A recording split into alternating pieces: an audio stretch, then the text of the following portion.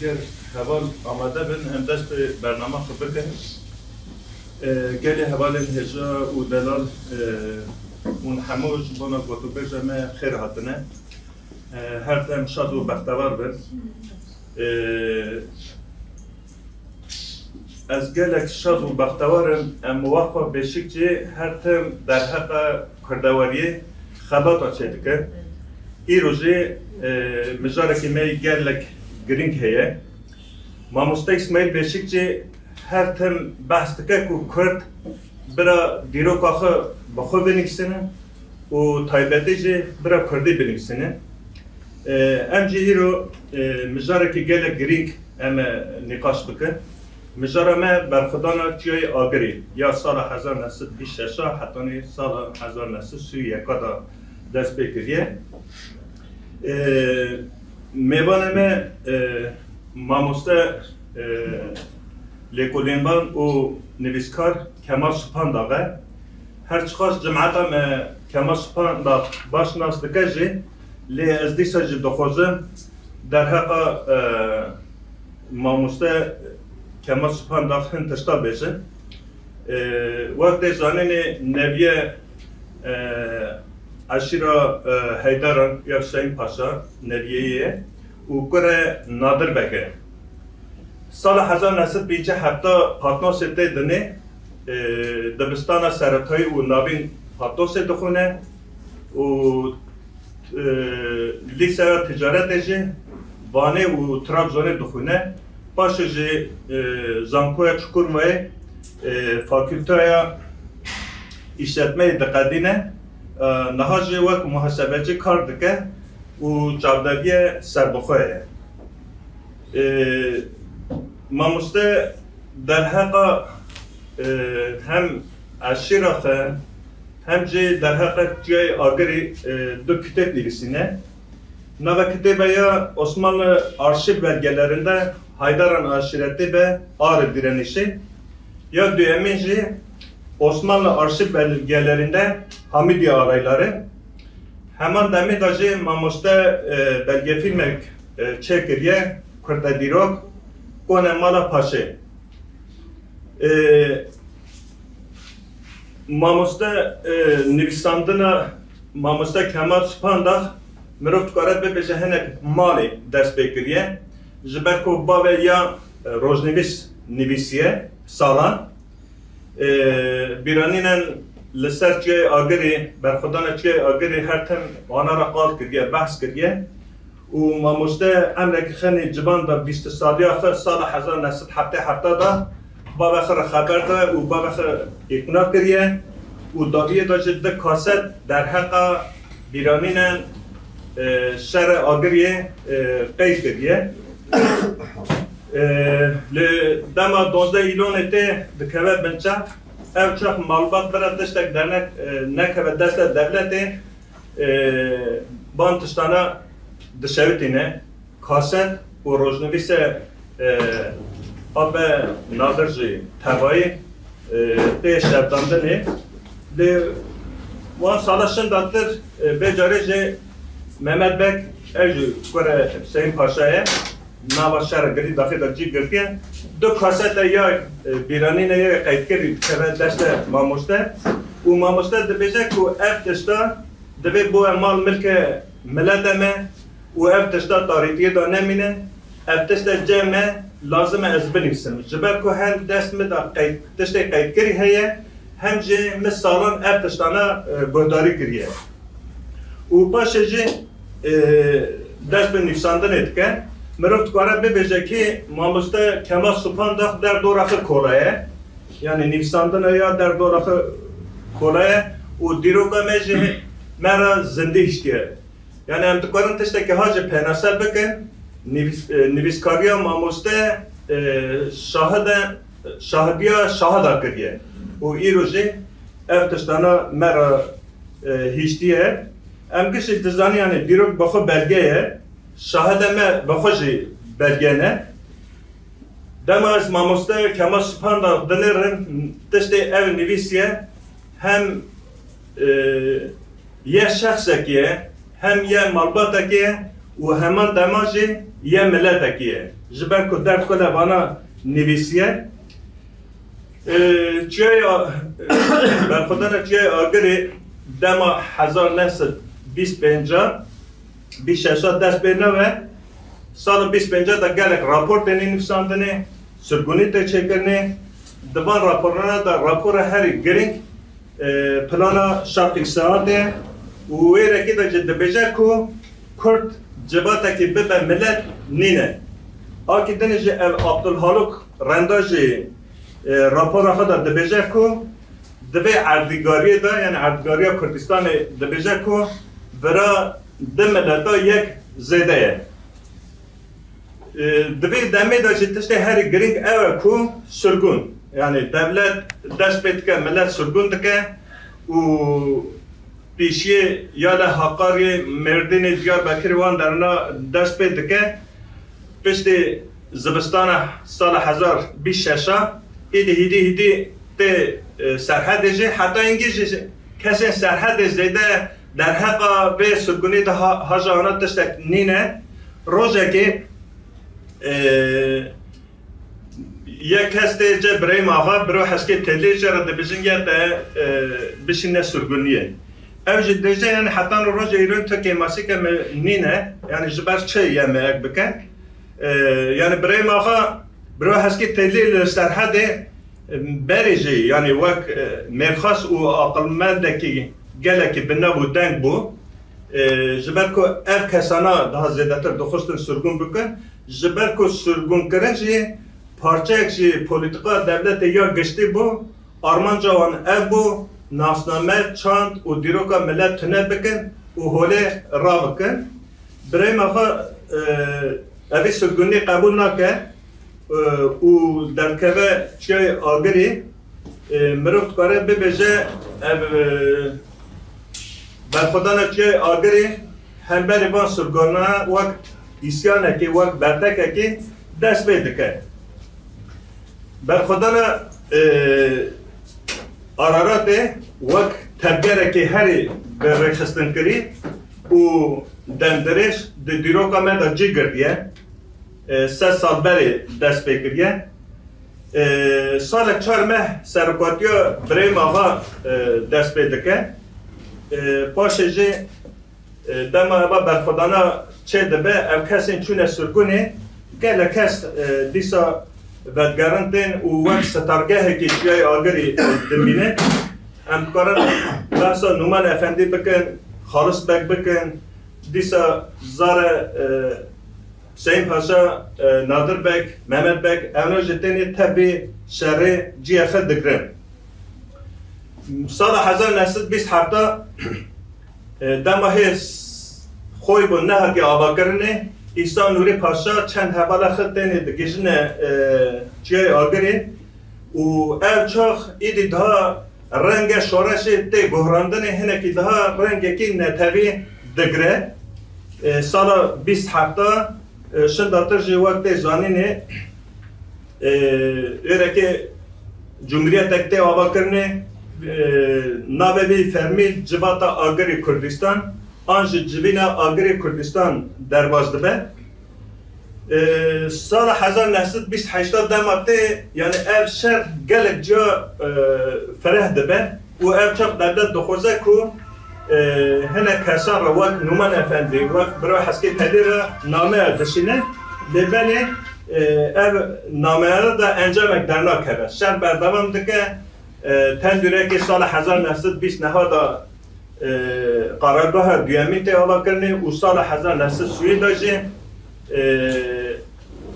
کنکشگاه گلیه زیلان تکته پشت کنکشگاه گلیه زیلان اب اینسیاتیفا دست شورشکار دا بو ورشن دادر دربازی عالیه دولت دبه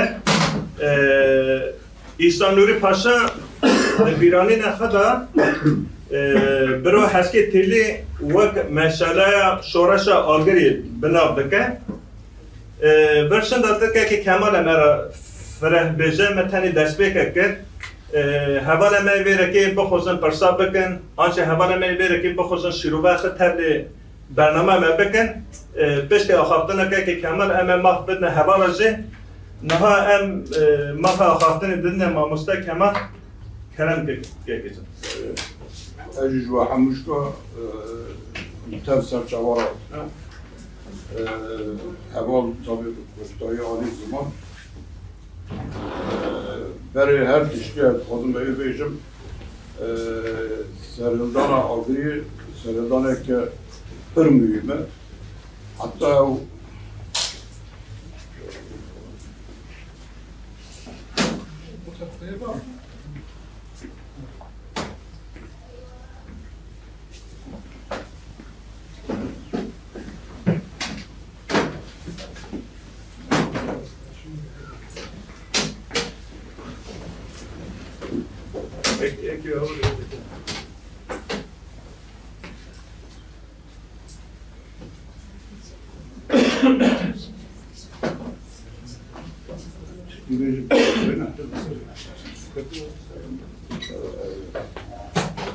Veteran Slav reisleri her tişki. Kadın Türkiye beyjim. Belki ye Kurdiniz almış yani. Ona Kurdiyim. He? Ona Kurdiyim. Yim bu poşemli socak ediyor. Emri vereceğim. Emri var diyor.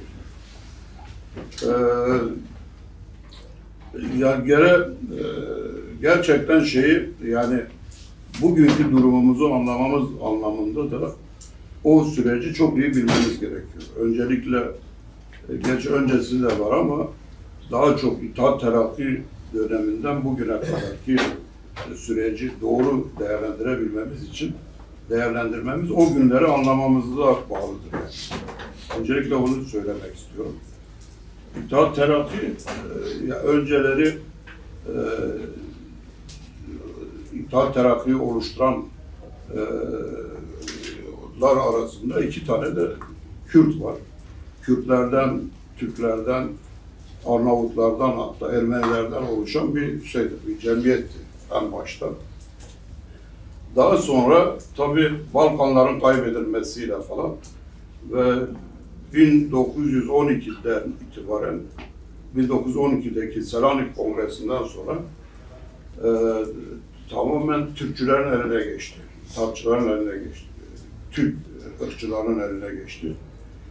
O tarihten itibaren aslında şeyin eline geçmesiyle Ziya Gökalp gibiler falan inisiyatifi ele alıyor. Onlar görevlendiriliyor şeylerle ilgili.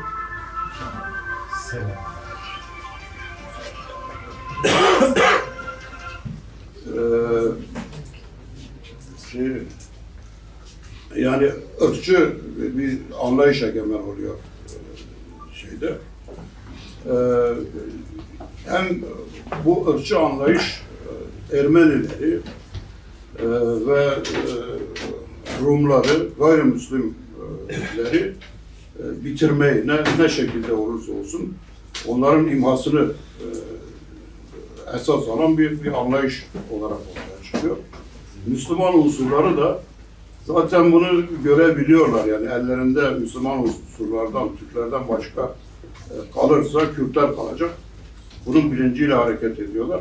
Fakat o Kürtlere ilişkin projelerini Birinci Dünya Savaşı koşulları nedeniyle yürürlüğe koymuyorlar. Onu şeye kadar gizli tutuyorlar. Lozan'dan sonraya kadar, Cumhuriyet'in kuruluşuna kadar rafa kaldırıyorlar. Ermenilere Birinci Dünya Savaşı'nı da fırsat bilerek, tabii Ermeniler Birinci Dünya Savaşı'nda Osmanlı şeylerle, İngiliz ve Ruslarla savaşa girince Ermeniler biraz da sahipsiz kalmış oluyor. Ve bildiğimiz gibi tehcir gerçekleşiyor. Ermeniler bulundukları yerlerden ta Raka çöllerine falan gönderiliyor. Büyük bir katliamla Ermeniler bitiriliyor neredeyse. Aynı şekilde yine şeylerden daha sonra Rumlardan ve Hristiyan unsurlardan da bu şekilde hem jenositle hem daha sonra mübadelelerle falan kurtuluyorlar. Sıra Kürtlere geliyor. Kürtler kendilerine lazım olduğu sürece Kürtlerin bütün haklarının verileceği, özellikle Amasya takviminde falan deklare ediliyor. Fakat sanki yani o son derece pragmatik bir şekilde hareket ediliyor gerçekten. Bence Atatürk'ün en büyük özelliği budur. Kiminle ne kadar yürüyeceği ihtiyaçlarına bağlıdır. Yani kiminle ne kadar birlikte olacağı işine yaradığı ana kadar. Kürtler de o şekilde Lozan'a kadar idare ediyor. Lozan'dan sonra Kürt cemiyetlerini yasaklamakla işe başlıyor. Ve Lozan'da tabii o Kerkük Musul'un nerede gitmesi, Kürdistan'ın 4 parçaya bölünmesi Kürtler arasında büyük bir rahatsızlığa yol açıyor. Ve o esnada, o yıllarda Azadi örgütünün de kararıyla İhsan Nuri ağır direnişini milli bir karaktere, milli bir zemine oturtacak olan İhsan Nuri gönderiliyor. Devlette subaydır, İtalyan subayıdır. İhsan Nuri Beytüşşebap'taki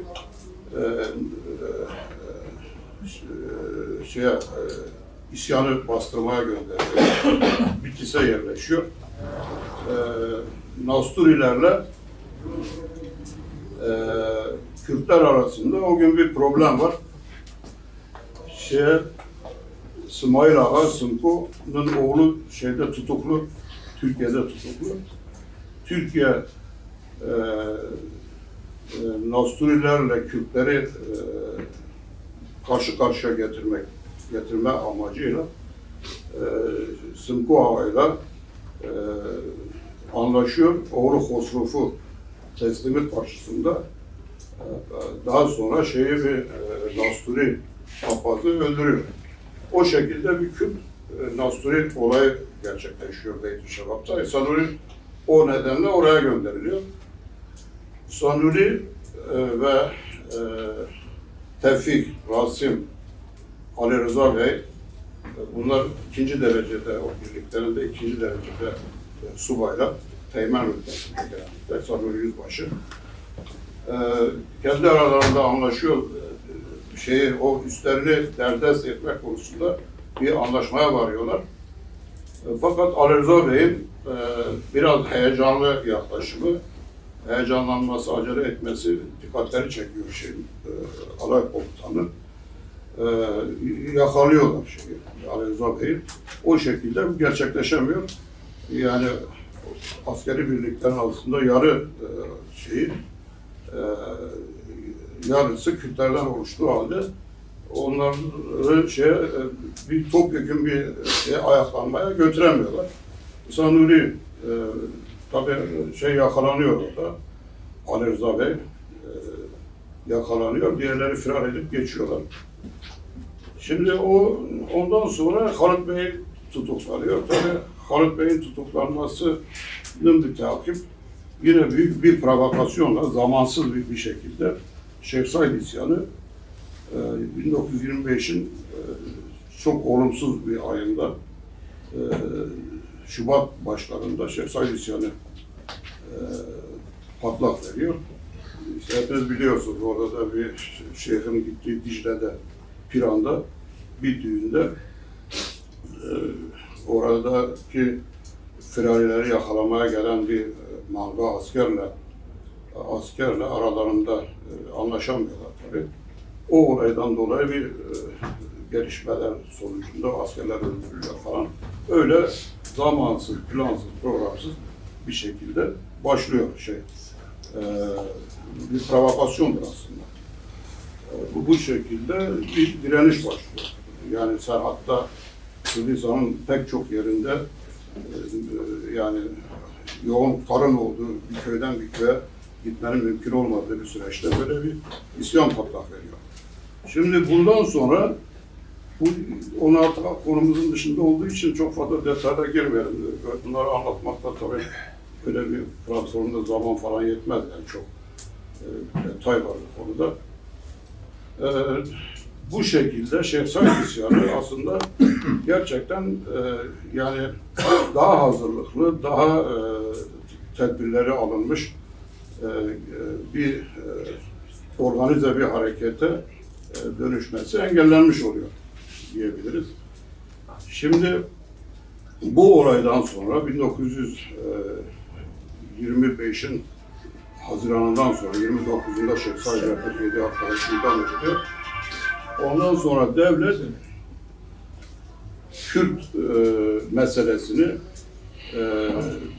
tamamen bitirmek üzere Şark Islahat Planı diye bir plan oluşturuyor. Bu plana göre Kürtler her ne şekilde gerek askeri önlemlerle, gerek sürgünlerle Kürt sorunu, Kürtlerin kimliğini, dilini, varlığını bitirmeye önüne koyan bir anlayış benimseniyor. Şark Islahat Planı adı altında. Bu planın uygulayıcıları, bu planda rol alanlar, tabii plan 8 Eylül'de Atatürk tarafından İsmet İnönü başkanlığında üyeleri arasında Fevzi Çakmak, Mahmut Esat Bozkurt, Ali Cenali, Kazım Özal, Şükrü Kaya, Abdülhalik Renda ve Celal Bayar'ın da olduğu bir Şark Islahat Komisyonu tarafından, ki orada encümenliği deniliyor en başta, bir plan hazırlanıyor. Bu planda Kürdistan'da 27 maddeden oluşan çok kapsamlı bir program yürürlüğe konuluyor bu plana göre. Plan 25 Aralık'ta meclise sunuluyor. Burada Kürdistan, Fırat'ın doğusu ve batısı sınır olarak kabul ediliyor. Fırat'ın doğusundaki illerde iller için umum müfettişlik, 5 tane umum müfettişliği olağanüstü yetkilerle donatılıyor. Yani şeyleri bile temiz makamı yerinde, insanların idamına bile karar verebilecek yetkilerle donatılan umum müfettişlik müessesesi oluşturuluyor. Tabii 27 maddede bu şekilde doğusu, batısı, Fırat Nehri'nin doğusu ve batısı, doğusuyla Kürdistan kastediliyor. Bu 27 maddeden oluşan program neticelinceye kadar oralarda sıkı yönetimin uygulanmasına karar veriliyor. Kürtçenin özellikle Fırat'ın batısında çarşı ve o Türk yerleşim birimlerinin içinde serpişmiş olan Kürtlerin azınlıkta olduğu yerlerde, çarşı ve pazarlarda, resmi dairelerde Kürtçenin Kürtçe konuşulması yasaklanıyor. Yine yani çok müthiş bir akıl var, yani bugünkü siyasette de aslında kaynaklık eden bir projedir. Alevilerin, özellikle Dersim Alevilerinin Kürtlerle, Sunni Kürtlerle irtibatının kesilmesine önem veriliyor. Ve pek çok yine Kürtleri yok edecek, asimile edecek maddeler var ayrıca onun içinde. Mesela Ermenilerden boşaltılan yerlere Balkan ve Kafkas göçmenlerinin yerleştirilmeleri gibi yılda 50.000 tane bu Kafkasya'dan ve gelecek Balkanlardan getirilecek unsurların Kürdistan'a yerleştirilmesiyle onlarla bunların nüfusu 500.000'e çıkacak. Bu şekilde Kürtler de asimile olmuş olacaklar. Kürtçe ayrıca bu plan için yılda 5 milyon bir paraya ihtiyaç duyulduğu yazılıyor.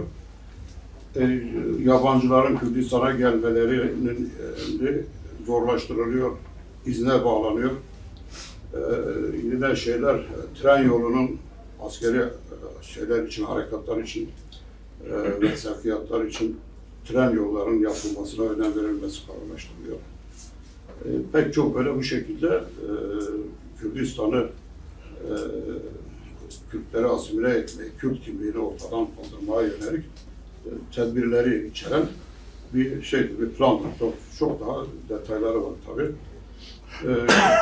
Mesela Kürt memurlarının, Kürtlerden memur alınmaması, ikinci derecede bile Kürt memurlarının istihdam edilmemesi var planın içinde. Müdür olmaması. Tabii, ondan sonra Kürtleri harekete geçirebilecek durumda olan şahısların Batı illerine sürülmesi. Sürüldükleri yerde nüfusun %5'ini geçmeyecek oranda dağıtılmaları gibi. Ve bütün bunların böyle cebri, askeri tedbirlerle, askeri kuvvetlerle gerçekleşmesi falan benimseniyor, kabul ediliyor.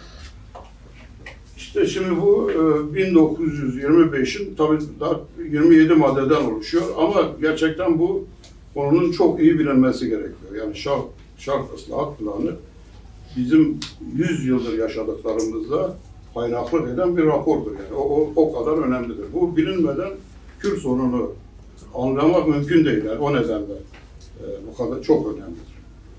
Şimdi neticede Aralık'ta Eylül'de 25 Eylül'de meclise geliyor.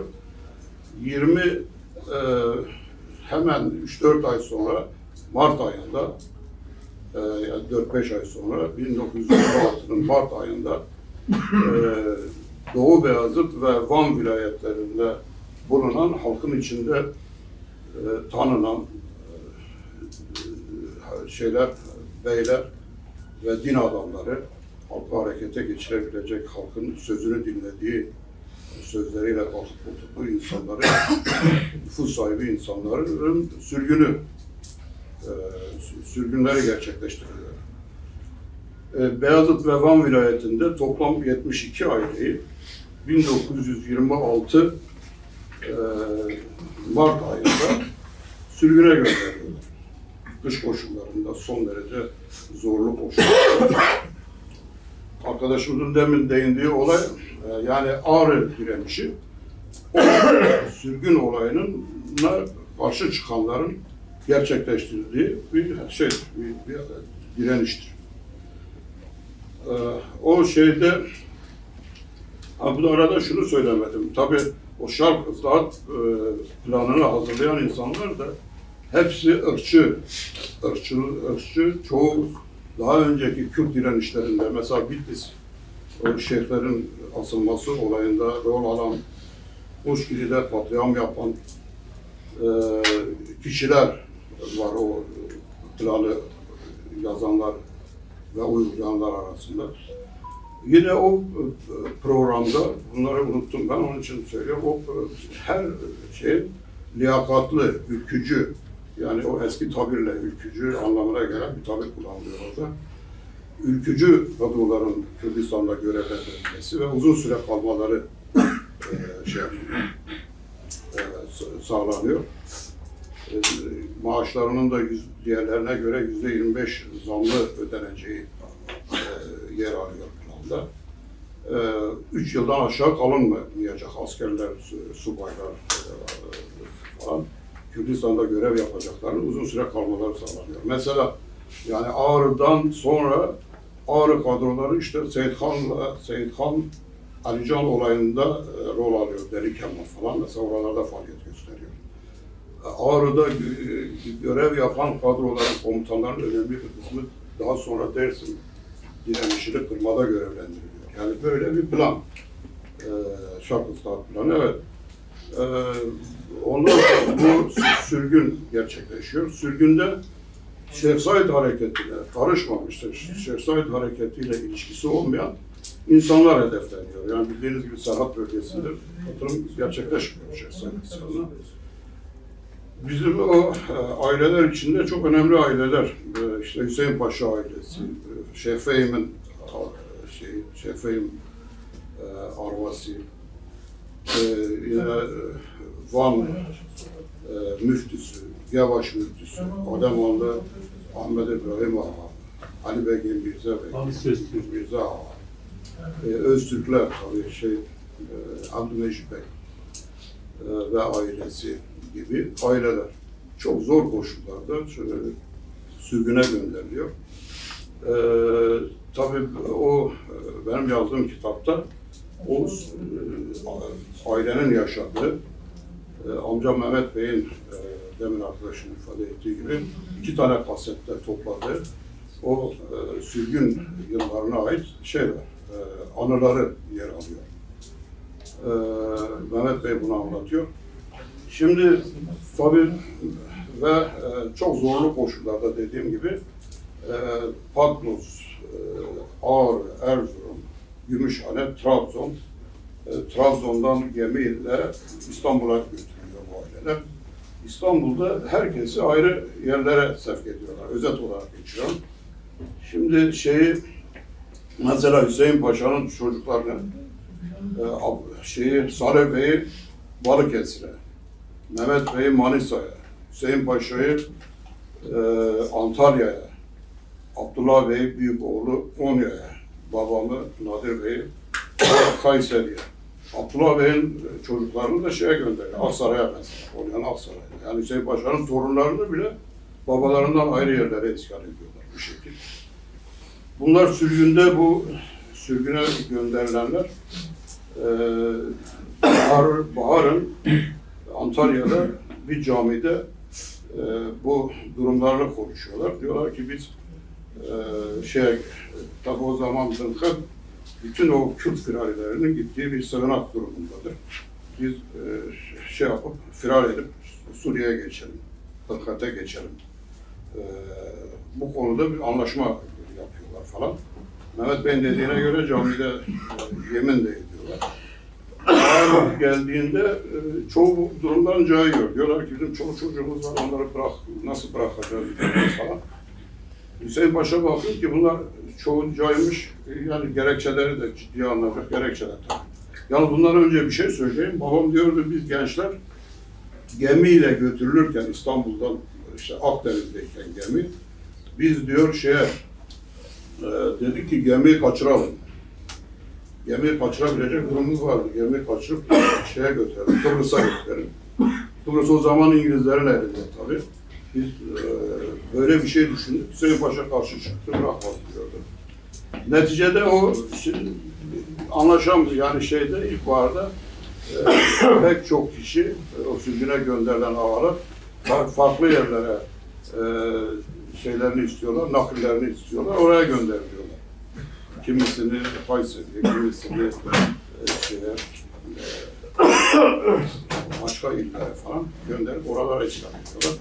Hüseyin Paşa da Kayseri'yi istiyor, Kayseri'ye gönderiyorlar. Mehmet, Nadir çocukları onun yanına geliyorlar. Orada Nadir'le Mehmet Bey, özellikle bunlar ve Usul Bey tabii, firarda kararlıdırlar. Atlarını temin ediyorlar, silahlarını temin ediyorlar. Silahlarını Velo Ağa, Eleşkirtli, Melevelo'ya teslim ediyorlar. Melevelo onların silahlarını caminin altındaki ağaçların arasına gidiyor, altına gidiyor. O şekilde Bahar'ın atlarına biniyorlar, firar ediyorlar. De onlara yol gösterenler de babamın dayıları, Çerkezler. Bu şekilde geçip gidiyorlar Suriye'ye geçiyor. Şimdi Suriye'de tabii o zaman daha sonra Hoybun Cemiyeti oluşuyor. 28'in başlarında. Hoybun'a Mehmet Bey diyor biz Hoybun'a üye olduk. Bizim resimlerimiz Fırkat-ı Kurdiye dergisinde resimlerimiz ve görevlerimiz var diyor. Anlatılmış, belirtilmiş. Orada bir süre orada kalıyorlar. Sonra beraber Kamran Bedirhan'la beraber Hacı Musa Bey de onlarla beraber firar ediyor. Hacı Musa, Hüseyin Paşa, babam amcam birlikte gidiyorlar, Lübnan'a, Beyrut'a. Beyrut'a gidip Fransız müstemleke komutanıyla görüşüyorlar. Mehmet Bey anlatıyor bunu. Bende ses kayıtları falan var. Ondan sonra durumlarını anlatıyorlar. Türkiye'nin Kürtlere yaklaşımını anlatıyorlar müstemleke komutanlar. Mehmet Bey diyor, müstemleke komutanı epey olgun yaklaştı yani. Bize hak verdi, firar etmemize falan.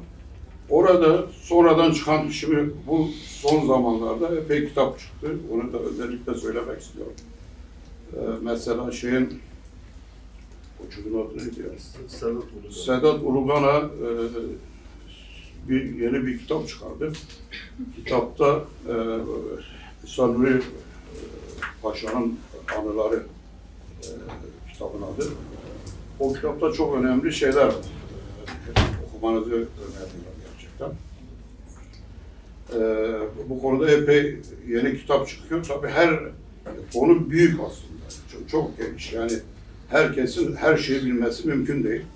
İşte herkes bir şekilde bildiklerini ortaya koyarsa belki bundan yani bir parçadan işte tüme doğru bir bütüne doğru bir ulusal tarihimiz bir şekilde oluşacak. Yani o anlamda önemli. Onu da söyleyelim. Şimdi Hoyvun diyor ki onlara, ben hemen o konuya girdim ben ama daha sonra araya döneceğim. Evet. Şimdi Hoyvun biliyorsunuz daha önceki Kürt örgütlerinin kendini feshetmeleriyle Kürt Tarih Cemiyeti ve 3 tane cemiyet daha var. Kendilerini feshedip Hoyvun'la birleşiyorlar. Hoyvun'un Celalet ve Kamran, Bedirhan, Hacı Ağa, Şahin Bey, Bozan. evet, Bozan mı? Tabii. Beraz Ekşet'inde Mustafa Şahin Bey, Doktor Şükrü Sekban, Mahmut Selim Bey, Şeyh Ali Rıza, Memduh Selim. Ne dedim ben? Yanlış dedim. Evet. Fakat yine tabii Hoyvun bir de olmayan yani Beyrut'ta ya da Suriye'de olmayan Doğu Kürdistan'da, Türkiye Kürdistan'dan da ikişer kişiyi alıyor. Yönetime alıyor. Bunlardan biri Halis Bey, Halis Üstün. Hasan Sıdık Bey, benim dayım. Hasan Sıdık ve Halıkanlı Halid Abdal, o İran uyrukludur. Halid Abdal çok önemli bir isim. Tabii o günün gazetelerinde falan Türkiye hep bundan korkuyor, işte eşkıyaya katılmak üzeredirler diye falan. Hoyvun'u da veriyor. Bu şekilde oluşmuş bir Ermenilerin de içinde olduğu bir örgüttür, Hoyvun örgütü. Hoyvun tabii Kürdistan'ı Suriye'deki ve Irak'taki parçalar üzerinde bir hak iddia etmeyeceklerini, zaten Fransa ile İngiltere'nin onlara gerekli olan hakları tanıyacağı şeklinde bir var, tespiti var. İran Kürdistan'ı da İranlılar Aryan ırkındandırlar, Aryan ırkının büyükleridirler. Onlarla da bir problem yaratmamak için mesela Sılko'ya son derece karşı çıkıyor. Mektuplar yazılıyor. Bir mektubu da Hüseyin Paşa yazmış. Yine var. Sedat'ın kitabında var orijinali. Yeni çıkan kitapta. Orada yani İran'la bir problemlerin olmadığını Bremer'da yazıyor. Bremer'da yazıyor. Bremer Hasketeli de bir mektup yazıyor. Yani bilmiyorum onu. Evet. Yani benim gördüklerim bunlar yani. Şimdi bu şekilde ve sadece hedeflerinde, amaçlarında Türkiye Kürdistan'ında bir devlet kurmak olduğu deklare ediliyor. Bu şekilde tabii Hoyvun böyle düşünüyor, pragmatik davranıyor aslında bu güçlerden destek almak için belki falan. Fakat bu yanlış bir şey. Çünkü yani Orta Doğu'yu aslında o statüyü oluşturan yani İngilizlerdir. İran herkes için çıkarı esastır. Ama bunu böyle düşünmüyorlar. İran sanki biz de Arıyız, onlar da Aryani Türklerdir. O zaman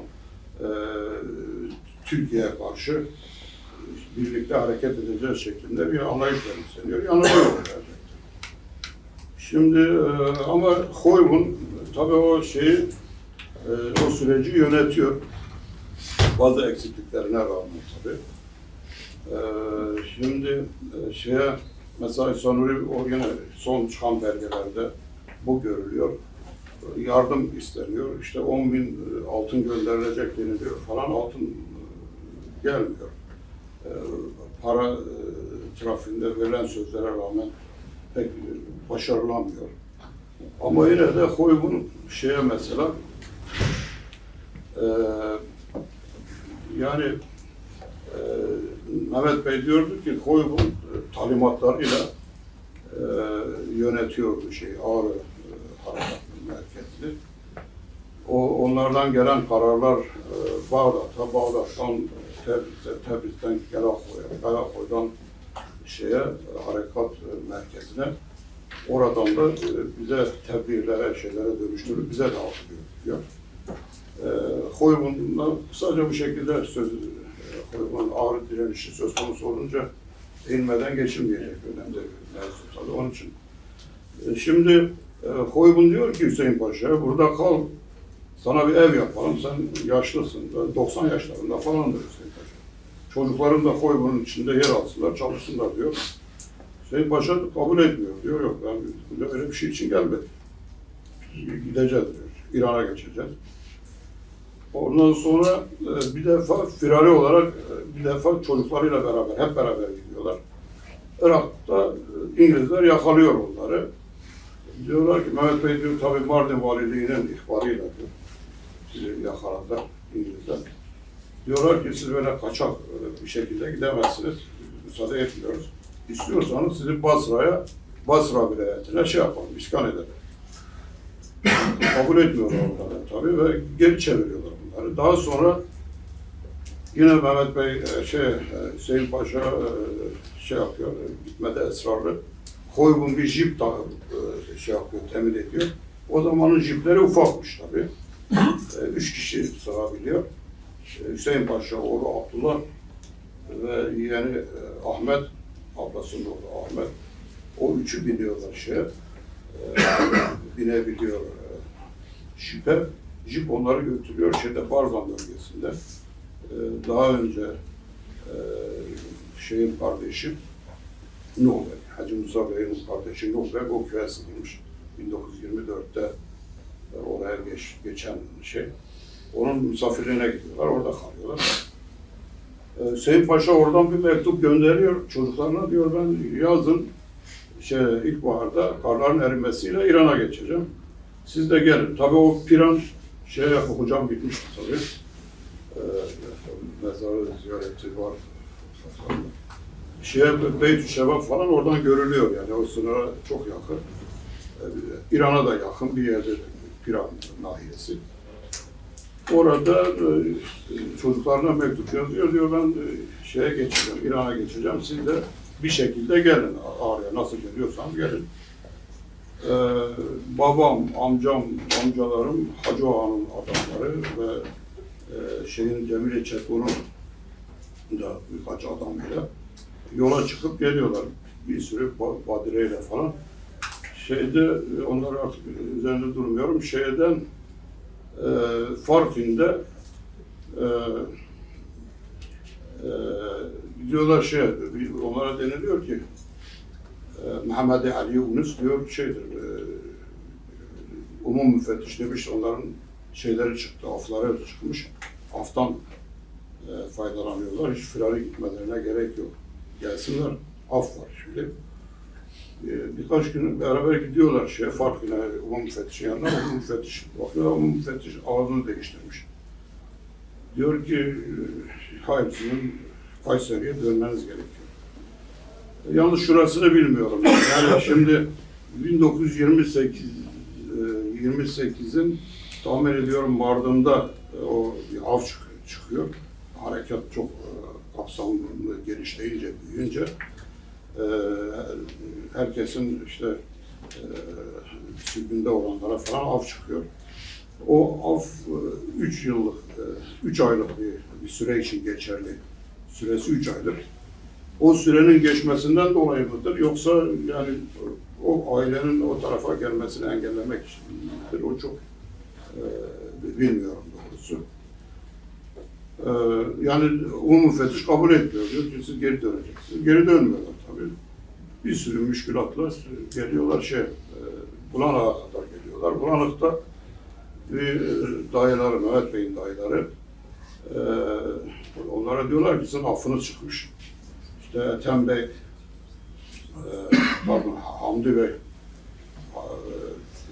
Ahlat Başkanı demiş ki gelsinler öyle fiyari şekilde gitmelerine gerek yok. Afları çıkmış. Çıkıp gidiyorlar şeyin yanına, Hamdi Bey'in yanına.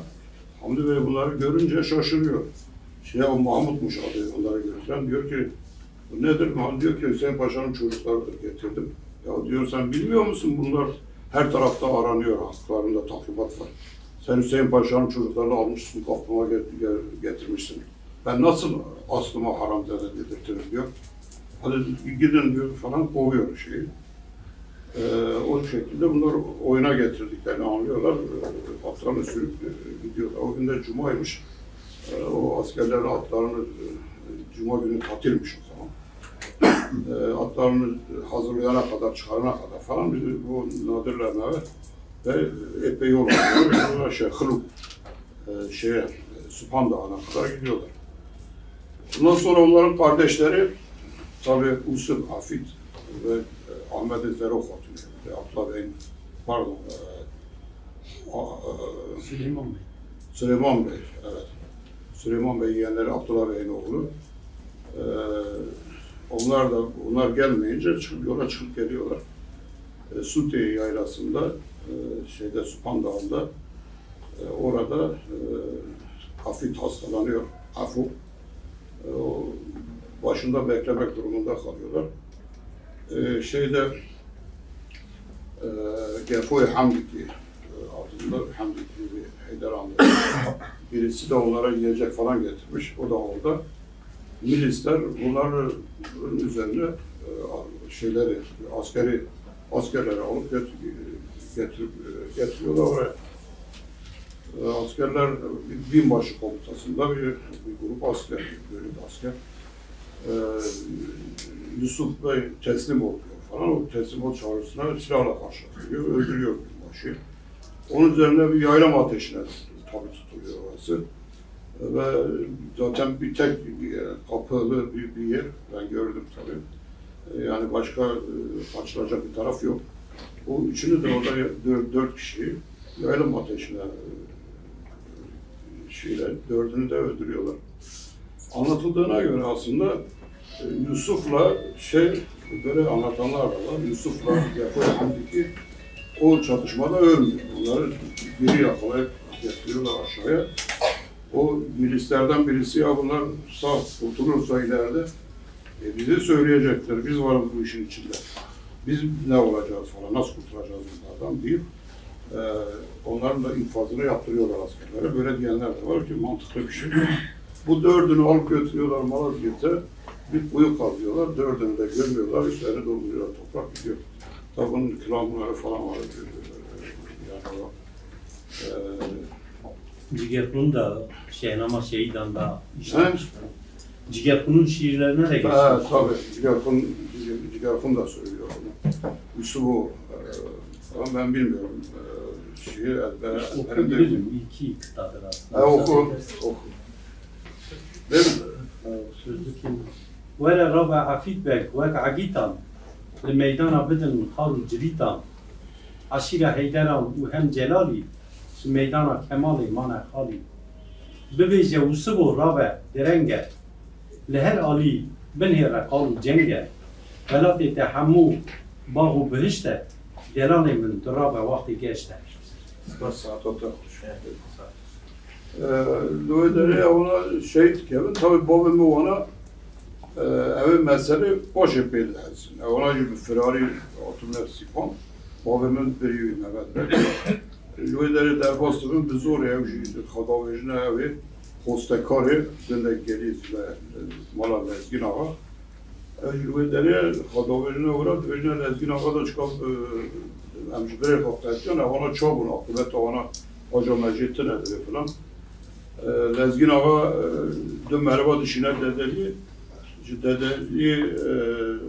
merhaba tekul dedeli yine manga asker ciddi yağı.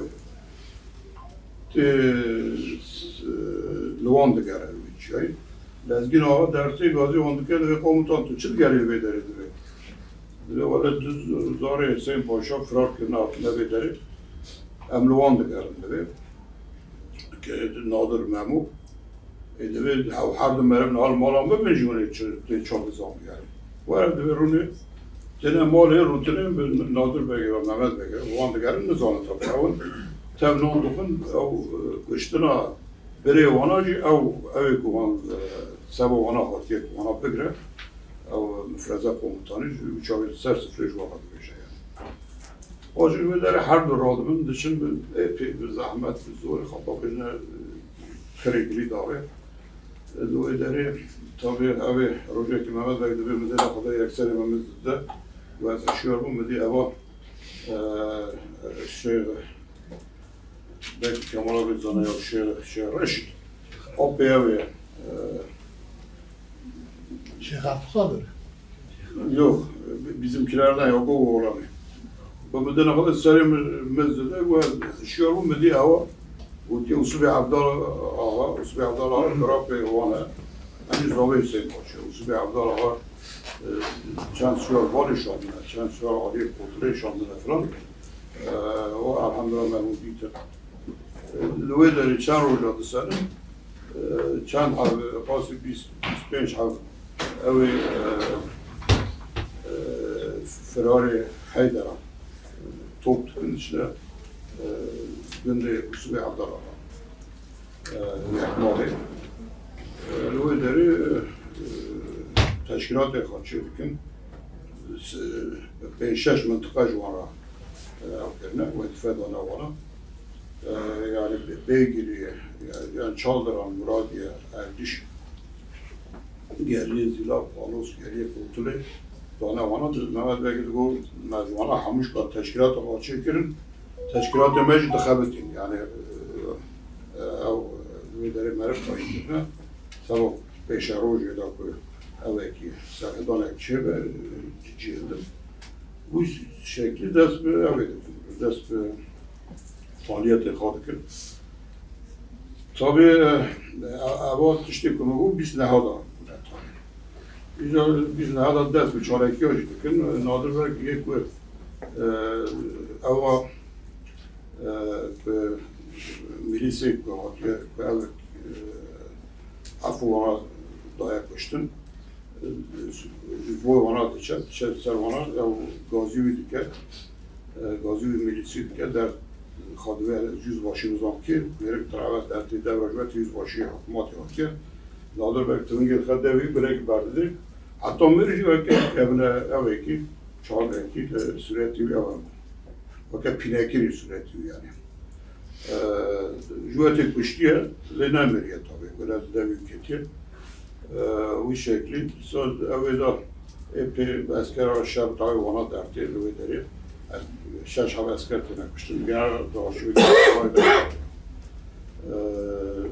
falan hep bir onlara şalaki ona devam ettim. Biraz babamın Kamil Bey'i, Kamil adı Ali Bey'i, ev milisi uçağı buraya ona giriyor, asker buraya ser Zara Hüseyin Paşa, Kamil adı Ali Bey'i, yak şu ana gündü ona Paşa. خاطری یه درجی یک اقربای ما نوبداری نوبدار لودایی فلان اینجوری روی داره دو کجا درتی چیه tabii Kamil Bey şu çarşında başı dipliketi zira bu falan hacı meclisine çabuk tabii ahal devam etti icab beriyor ve tabii mebasa evine geç evvel bu Serdar'dan Agri çok vacı anı zaman vakti ev derti sevkiyet eva sürgüna ağalara derdi. Bu çağı baso evet baso bruj ki bruj son bruj deve bruj debişe. Deve naflan deve بروت برود گفت من حتی ها آلیکاریا دولتی کردیم وقتی شهر ارمنیا دا دالی دولتی باشه وقتی تو اختلال بولشوی بودیسا دوید اویدا جی شهر عثمانی اویدا ارمنیا دا دیسا آلی دولتی کرد هی دوی یعنی سالکleri اوی قاچاقی حسنا زار شیخ سعید در واسی ایران دیدن دیگه وی داره مکری تندوره پیدا پیشی آنها میگه وام بری خراش کرد یعنی نه دولت چاکی میبشیده bu varnakı gühenadır dümmalı büro hadi tabi tezde zövücü mala köyünde evde Karakilisi mala köyü bazı diye çiftlik köyü malası Çiftlik, enerji bazı diye. Karakilisini yine. Öyle diyorlar yani bir ağırda bir şey kitaplarda öyle geçiyor. Yanlış biliyorlar belki. Doğru değil. Doğru. Yani biri köyde biri merkezde. Biri köyde, Doğu Bestin köyünde. Biri de merkezde. Abi ama bir sebep yok abi o zaman bir köy gibi bir şey zaten. Ta ağrı Doğu evet. Bestin Ağrı. merkezi. Ya epey konuşuluyor ağrı zaten sonradan şey Sebep yok. diyorlar yani Beyazıt işte uzaktır şeye o mesela Eleşkirt'le arası 7-8 saattir diyorlar yani. Bahane. Yani o şehir merkezine Ağrı'ya aldıklarında Ben Ziro'nun adı falan da geçiyor. Sonunda tabii sonunda Ağrı'da karar veriyorlar. Çok küçük bir yer. Dersim'de de öyle olmadı mı? Bir yer yani ben bu konuyla ilgili destek Bitlis'te pardon Sala Hazar nasıl biz haftada genç yani kesen çiğ agri da berfadeden anoteni bazara bazı de evçak vilayet biye. Yani vilayet evçak bazı biye. Belki işte dorpesken çıkar sazı hebe. Bana işte embezin degren merve ana degren embezin test heben bana haldeden. O pesti vera şandatta devlet bilgiler ki destine. O Karakilisi vak navçaya ke daha vilayet. و bazı dece daha navçe. Hatta roja İran'ca ısa berdan Şimdi oldu. şunu söyleyeyim. Ben 1893'lerde falan o konuda bir çalışma var. Ben kitapta var. Osmanlı arşivlerinin belgelerde geçiyor. O epey tabii akıllı bir şey, bir değerlendirme yapılmış orada. İşte adam diyor ki Beyazıt İran hududuna çok yakın bir mesafede. Şimdi diyor yani İran'la bir savaş durumunda şehir merkezine yani Beyazıt'ta İran askerlerinin intikali diyor saatler 2 saatlik bir mesafe kadardır diyor. Onun için Doğu Beyazıt'ın il merkezi olarak bulunması yanlıştır diyor. Ayrıca yani bir de ona bağlı olan alanı da göz önünde bulundurduğunda diyor yani bir kenardadır diyor. İran hududundadır. Eleşkirt gibi bir yer mesela örnek veriyor. Eleşkirt'i söylüyor. Eleşkurt olarak geçiyor. Zeytkada değil Eleşkurt olarak geçiyor belgelerde. Eleşkurt'ta yani Beyazıt'tan askerin Eleşkurt'ta nakli diyor 7-8 saat alıyor diyor. Yani o Beyazıt il merkezinin başka bir yere nakli daha 1890'lı yıllara dayanıyor yani. Tabii ondan sonra da nereye taşıyalım falan. Mesela o diyordu, Ziro yakınlarında, aynen öyle geçiyor. Ziro yakınlarında bir alana falan götürelim diyor. Zaten Karakilis yani Ermenilerin kara taşlardan yaptıkları bir kilisenin olduğu bir yer yani eski bir yerleri şimdi birimi. Ve belki birkaç evden oluşan o zamanın köylerinden daha ufak. 1860'lı yıllara dayanıyor Karakilis'in. Ondan önce yani ufak bir köydür ha. Evet. Ondan sonra tabii ismini değiştiriyor. Karakilise'dir. Sonra Karaköse falan her şeyi değiştirdikleri gibi. Tabii biz demin o şeyden bahsedince onun nasıl asimilasyonu, Kürtlerin asimilasyon olayı falan şimdi aklıma geldi. Yani o mesela Karakilise'nin adının Karaköse yapılması gibi. Bütün Kürtçelerin yasaklanması. Ya o aslında o plan sürüyor, hala sürüyor. yani hiç ara vermedi yani. Bazen yani Kürdistan şimdi şeyle sıkı yönetimle idare edilmiyor mu yani? Olağanüstü hal yok mu? Yani Türkiye'de gerçekten yasalar burada nasıl uygulanıyorsa orada öyle mi? Yani şimdi Patmos'a gidince yol üzerinde bir o filmlerdeki İkinci Dünya Savaşı'ndaki filmler gibi değil mi? Yani orada bir tutuluyorsun, oradan çıkıyorsun, Patmos'a girince tekrar bir askeri barikat, onu geçince bir daha Asuna'ya geliyorsun, bir daha oraya gidiyorsun, bir daha değil mi? Olağanüstü yani sıkı yönetimde hep tarihi boyunca. Arada biraz bir gevşeme olmuş. Yani 100 yıldır Kürdistan sıkı yönetimde, ayrı bir idareyle yönetildi. Kürdistan 19. yüzyılda fethedildi abi. Yani ıskalanmış barış Şerefe, müsaitler hep haberledim. Şey söylüyorum yani. Evet. Yani bunları tabii o 27 maddeyi sayarken bunları atlamışız. Şimdi aklıma geldi onu söylüyorum. Evet. Neredeydik? Ha. Büro şimdi neticede bir gün büronun o çiftlikteki evine gidiyorlar. 20 tane asker. Ondan sonra hizmetkarı atını alıyor, kaçıyor. Oğlu İlhami, büro öyle diyor. Oğlu İlhami geliyor, haber veriyor, diyor köye geldiler, seni soruyorlar falan. İşte 20 kadar asker. Askerler at kaçınca peşine verenler oluyor. Keskoy'la adamlarıyla çatışmalar oluyor falan. Tayfasıyla çatışmalar oluyor falan. O tabii dik, yiğit bir insan gerçekten. Yani böyle şey bir adam. Diyor ki ben tabii hiç ummadığı bir durumla karşılaşıyor. Yani ben devletin adamıyım, devlet bana niye böyle yapıyor falan. Hatta Sanuri diyor ki o bilmiyor ki devlet nezdinde bir ağayla bir hizmetkarın aynı şey olduğunun farkında değil diyor. Büro için. Ondan sonra ben gittim caminin önüne, yönümü kıbleye verdim diyor. Yüzümü kıbleye çevirdim. Dedim Allah'ım sen beni, tüfeğimi bana ulaştır, atımı bana ulaştır. Gerisi önemli değil diyor. Ondan sonra büro tabii atına biniyor, silahını alıyor ve hareket öyle başlıyor. Büro dağa çıkıyor, tabii Halis Bey'i, Almeşt Bey'i Dehar'da, sürgün yolunda, Dehar'da o da firar ediyor, geliyor Halis Bey'e oturuyor. Pek çok o zaman dağda yine bu şeyden dolayı, bu 26 mı? Dolayı. 26 mı? 1926 mı? Tabii ya ilk söyledim. 1926'dan bahsediyorum. Geriye döndük o isyanın nasıl ortaya çıktığından bahsediyorum şimdi. Karıştı biraz, kusura bakmayın. Ondan sonra bu şekilde başlıyor hareket.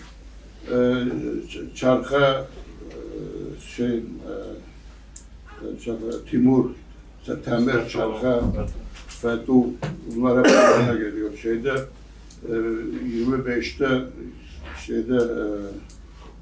firar edip geçen Hasan Anlı, Ferzende Bey, Çavreş, Kazım, Ferzende Bey'in hanımı Besra, bunlar hep o kilise kentteki olaydan sonra babası orada öldürülüyor, Kerem Kolağası orada öldürülüyor, silah teslim etmeden dolayı. Onlar firar edip gelip buraya katılıyorlar, ağrıya geliyorlar. Gün geçtikçe bu şekilde büyüyor direnişçi sayısı falan. O Haziran ayında, yani Mart'ta sürgüne gönderilecek Haziran ayında 29. alay ona karşı bir harekete girişiyor. Büroya karşı. Tabii bir hezimet alıyor aslında. Büro ve adamları dağıtıyorlar alayı. 2 tane subay herhalde esir alınıyor, epey silah ele geçiriliyor. Şeyleri yakalıyor, epey esir aldıkları askerler var. Ve Ağrı'da direnişte esir alınan askerlerin hepsi bırakılıyor. Ya bir emaneten misafir ediliyor bazı evlerde ya da serbest bırakılıyor. Yani yakaladın, sana karşı savaşmış, onu infaz edelim olayı yok. Yani kesinlikle. Yani evet, yani öldürmüyor askerleri falan. Şimdi bu şekilde tabii bunu o konuda Genelkurmay belgelerinde geçiyor. Diyor ki bu hezimetin sebebi biz yapacağımız harekatta İran yanlış anlamasın diye İran'a haber verdik, bilgi verdik. Biz buraya karşı bir harekat gerçekleştireceğiz. İran bunu direnişçilere iletti, eşkıya'ya iletti. Eşkıya tedbirlerini aldı, bize bu bozgunluğu yaşattı diyor. Tabii o albayı görevden alıyorlar falan.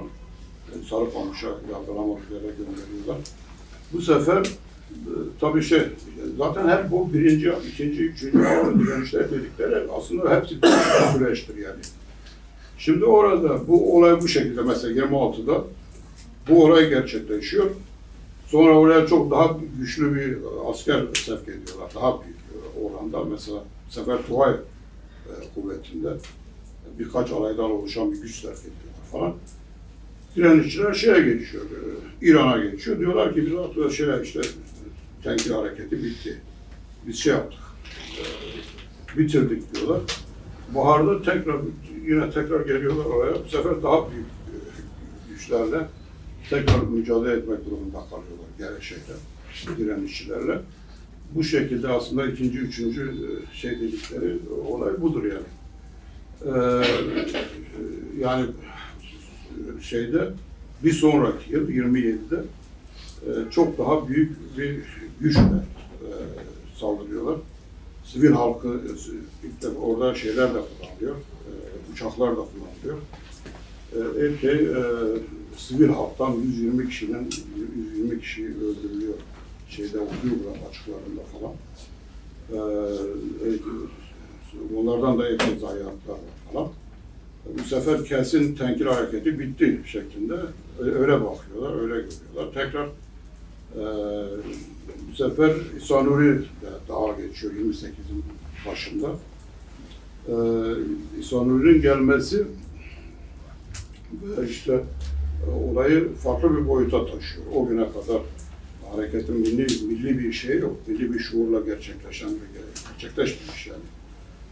Yani bir devlet kurma amacı yok ya da askeri bir organizasyon yok. Sanuri'nin oraya intikali yapıyorlar. Yani Sanuri orada askeri bir yapıya dönüştürüyor onu. Az-üst ilişkileri var, üniformaları var, Kürt bayrağı var. Gazete çıkarıyorlar tabii. Evet. Ondan sonra daha bilinçli kadrolar geliyor. Mesela daha sonra babamlar falan İran'dan geliyor. Birhane Emin Paşa Hamidiye alaylarının Hamidiye Aşiret Mektebi'nde mülkiyeden mezun. Şair, çok bilen bir adam. Mesela ve vela taharudike gazi imdat Birhane Emin Paşa. Sermülkün azmu iman cehdu iftam hem sebab kumbrejin min khilaskin tezah vakti hayfanat. Doşekil meckevir bibin organ-ı mecbergan hoşman nabın ve sevdaya hatta hifbite elan. Böyle bir militan bir şey oluşuyor. Böyle Emin Paşa'yı ve tabii. Kırığı Hüseyin bu adayın muhtariye Dedeliye falan. Hüseyin'in babası, Hasan Hüseyin'in babası. Dedeliye. yani bu Burhan harekata katıldı değil mi? Tabii. Cami Dugu evi teşkilat falan. Yani koymanı bahsediyor. Cumhur maaşından falan. Etkin bir insandır o. Şimdi yine atladık tabii. Okuyor birbirinden. Haski nگاه که کمال بحثا دور برش بحث کرد اما هنه سوال هنه haski از وان پرسانا که کمال را بیشتر برای آنها بیشتر اما پا شهیدی در باز جماعت بود برای هر تشته ما yani sürgün bun heye az dokuzun tehne ki bahsa sürgüne beki dema ambijin heditin şey de name hene Numan Efendi erkek demişsine name ki demişse burası gerçek her kız ey bu konu u bizan be ka ev çarçıp geçine bir u verşen daltırcı yakşı rola devlet açıyor ambijin rola Sovyet çıbiye rola İran çıbiye paşece mesela geliye zila gerçek tehneki ey doktora veki u paşece ama hidi sa Evet, yok bu disa devlet diken o kökün seradari bana derdi affe gider. İşte da. Tabii koybun bu affeda koybunda devlet umum müfettişlik arasında bir bildiri savaşı yaşanıyor yani. Devlet diyor gelin bunu kapatalım. Herkes evine gitsin, işiyle var. Güya Ali Can'a gösteriyor devlet. Onları affediyor falan. Böyle bu şekilde bir tekrar kandırma, Kürtleri kandırmaya yöneliyor falan. Fakat o çağrılarıyla çelişen durumlara da oluyor. Mesela şeyden o afa uyup Türkiye'ye geçen şeyin küçük oğlu Said'in küçük oğlu Selahattin Erzurum'da yakalanıyor. Cimal Kürdistan'da. Cenubi Kürdistan'da ya onun mühürüyle falan yakalanmış şeklinde. Koy bunları hep kullanıyor. Diyor ki siz yalan söylüyorsunuz. Yani öyle af diyorsunuz ama aftan yararlanmak için gelenleri tutukluyorsunuz diyor mesela. Bu şekilde çok yoğun bir bildiri savaşı ve Koyun diyor ki buna itimat etmeyin. Biz de savaşacağız. Devlet kurana kadar bizim savaşımız devam edecek diyor. Tabii bu kişilere, dağdaki kişilere mektuplar yazdı. Bazıları mesela Beyazıtlı şey var. Yok. Şeyh Abdülkadir. Ne onu diyor, direnişçi değil. Bazı önemli kişilerce mektuplar yazdırılıyor dağdakilere. Sen demin dedin, sen de Numan Bey. Tabii evet olabilir. Bir de Lord bilmem kim var ya, Lord var ya. Evet. Lord bilmem kim, onlar falan mektuplar yazıyorlar direnişçilere gelip teslim olmaları için. Babam diyordu, bana da yazmışlar mektup. Mektupta diyor ki Salih Omurtak, sen zeki, akıllı, cesur bir gence benziyorsun. Gel seni bu işlerle işin olmasın. Gel ben seni şeye göndereceğim, Avrupa'ya falan tahsile göndereceğim şeklinde. Bana da bir mektup göndermiş diyor. Ben dedim ki siz kaybedeceğinizi bildiğiniz için bizi kandırmaya çalışıyorsunuz. Biz yeneceğiz, biz garip çıkacağız. Şeklinde cevap verdim diyor. Bu şekilde mektuplar gönderiliyor. Numan Bey meselesi, tabii bu Avrupa'da çıkan bir dergide o Celalet Adil Berdirhan'ın tahmin ediyor. Neydi derginin adını unuttum. Orada yer alıyordu. Yok. Belge Evet, doğru. Var onların yayın olmadı. O sürecin. Şimdi orada ben baktım çok kurmaca gibi geldi bana doğrusu yani. Ben ilk kitapta o belgeler yer alıyor yani. O Numan Bey'in cevabı falan. Şimdi orada ben onu yine Iğdır'da bir yurtsever eski adamlarla, ben dediğimde 20 yıl oldu.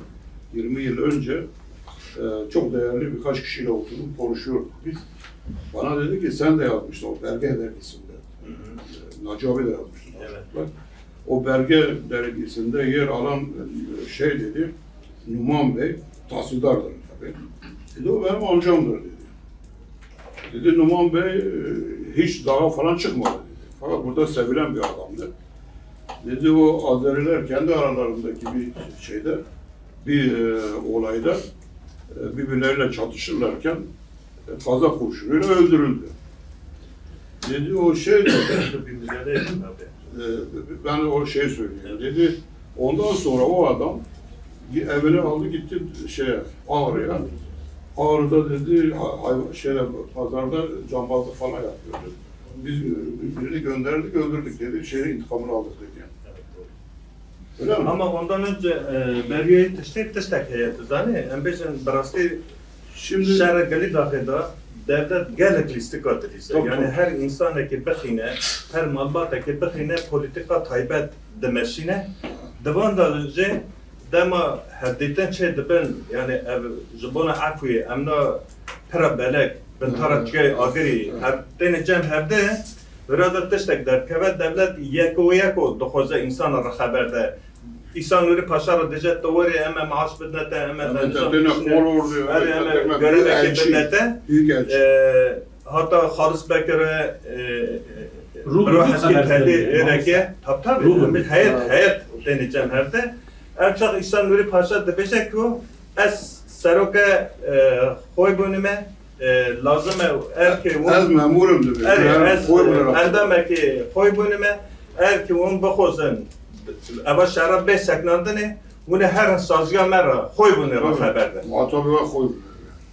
Devlet beşte bir yerlerine bana naşkine yani yekşi emevi tişte bejin ma mustahne ki bahs kir yani dema salte 1928 qarse begre hatani bane Erzurum'u Bitlis'i wan derine hemu mesela hemu dera Çalakiye şehre gri dahi te çekirine u propaganda ona ajitasyon ona te çekirine u millet bir da haya ana he ki şerek heye u ev kesin çıkas eşk şandene ona güçlüne şehre gri dahi le tişteki dene heye devlet nasakne devlet becereci afiye derkhe tişteki zav acaba berasti yani ev Numan Efendi name xda evi tişte deje devleta Türk devleteki bebexte jiber ku ve megişta sürgün kir zarok eme ev serma ev zibistana serhede da em gişt be nizam henek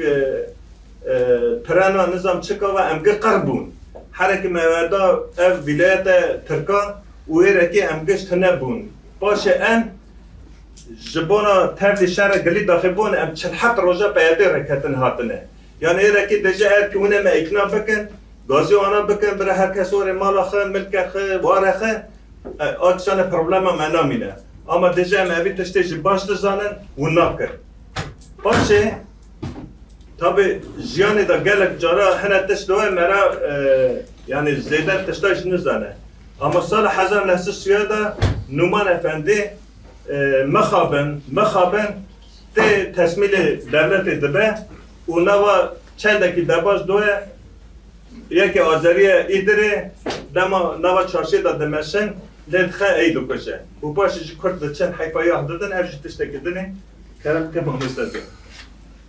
Yani evet tabii yani gerek merivci bu dizvarın te ve afet dizvarın te mesela almeşme usakiti ya sabege poti musabege poti serve afet dizvarın te afa biz haştada disa ev mesela Şeyh Kadir dışarıbinde kalan cidden yani afa icabet ediyor yani. Şimdi yani afa uyan insanlar da var. Tabii o şey yani af şeyin beklentisini karşılamıyor yani devletin beklentisini karşılamayınca tekrar mesela bu sefer saldırıyorlar. Şeyh Kadir'in evine saldırıyorlar. Tekrar Şeyh Kadir dağa çıkma durumunda kalıyor. Şimdi 29'a kadar bu şekilde yani devam ediyor diyelim. 29'dan da devlet çok daha kapsamlı, çok daha büyük bir harekatın hazırlıklarına girişiyor 30 yılı için. Aynı şekilde Hoybun'da Ağrı Nuri Bey herkesin işte o mıntıkaları belirleniyor, onlara yetkiler veriliyor. Oralarda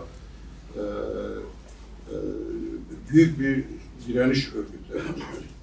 Bizimkiler de demin daha önce söylediğim gibi Geriye Porteli ve Çaldıran'ı, Muradiye, Erdişi, Anosu falan o mıntıkacı Juan var. Disa Şehzar, Çerhe ve Berivi, Temir falan avarajı yani her deri dest beva çalekiyat gün. Ferzende Halis Bek tabi, Aliye Zülmü, Ali Murazgiri böyle bir şey var, bir planlama var yani. Büyük çaplı bir planlama var. İki tarafta böyle büyük bir şeye hazırlanıyorlar. Tabii 40.000 asker sevk ediliyor oraya. Uçaklar mesela Mehmet Bey anlatıyor diyor, akşama kadar işte yani sabahtan akşama kadar 8-10 tane uçak sürekli Ağrı'yı bombalıyor diyor. Uçaklar falan her şeyin kullanıldığı bir safhaya geliyor 30'lu yıllarda. 30 yılda. O zaman Mehmet Bey diyor ben dedim var ya Kotiler, Musabege Koti de peşiyor hezi devleti eskera içine ser Şeyh Kadir. İçine ser ve ona tabi Sübey Zülye Şefaki ve Şefaki de ve mal hamu ve derim evanı bir şey ona. Şarkı falan mervicil malavi bunu اونا همو اوی فیشکر خواهدن تنگه خواهدن درابنا درابنا درا yani. Bu şekli Mehmet Bey gibi yani